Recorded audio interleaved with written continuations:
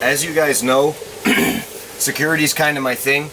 Greg from Bone Tactical here. Started out contracting company. I'm trying to give you guys a little bit of in-depth footage now and get people involved and branching out on social media.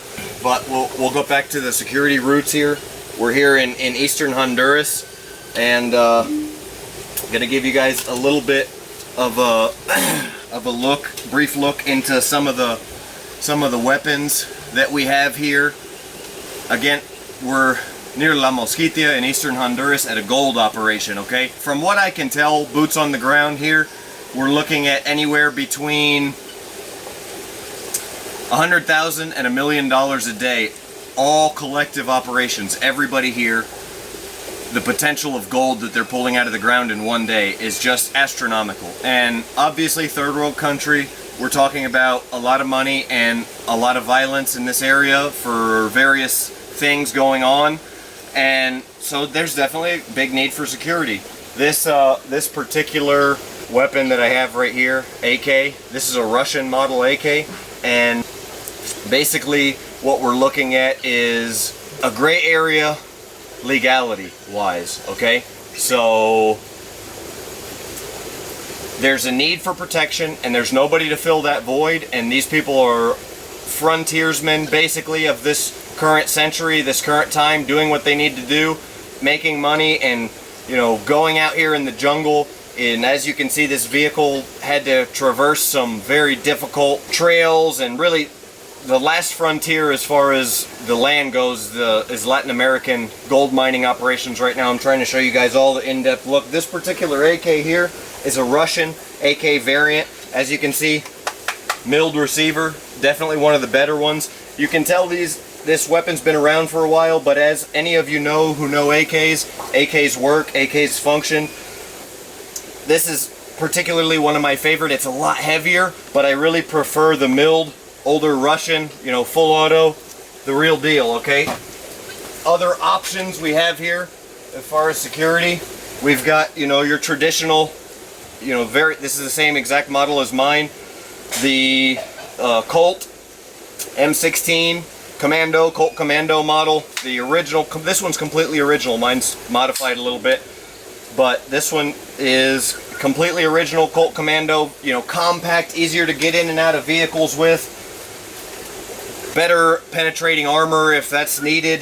Definitely a lot easier to carry, a lot lighter. So kind of preferred by a different type of people, and it's less effective on soft tissue, more effective on armor. Everything's got its purpose, but when you're riding around in a vehicle all day, or if you need, something like this, government issue at one time, Colt Commando is something it's really kind of a go-to here, very easy.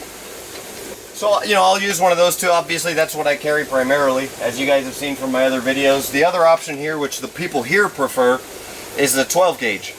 You don't have to be good with a gun, as good with a gun. You don't have to really necessarily be any kind of an expert. You just got to point and pull and squeeze.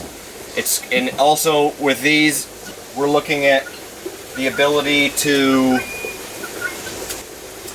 let's say, as far as being a little more low profile, and what a lot of the people will have in this area, we're looking at something that is a little easier to move from point A to point B with and still have a good level of security. And also here, none of anything you're going to encounter as far as robbers or anything like that have what you would consider the ability to engage targets at long distances. So a shotgun's something that's really helpful and useful.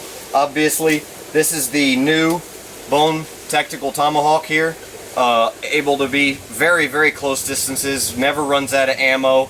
This is the new design. It's a little more ergonomic here with the choke up here, super close distances, and farther out here.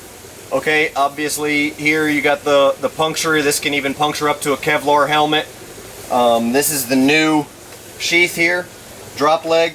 You saw how quick that was, and very easy to access there. This is the Kank, EDC Kank. I always have one on me, right there, okay? And this is the Ancient Warrior version, finally in stock and shipping. And that's basically a little bit of a rundown of the security situation here in eastern Honduras. One of the very definitely a hot spot, and especially recently with the change in political climate, it's currently one of the most dangerous areas of the world. So just wanted to give you guys a little bit of a insight on that, and let me know what you think. Comment, subscribe, share, and let me know. Give me some feedback, guys. Bone out.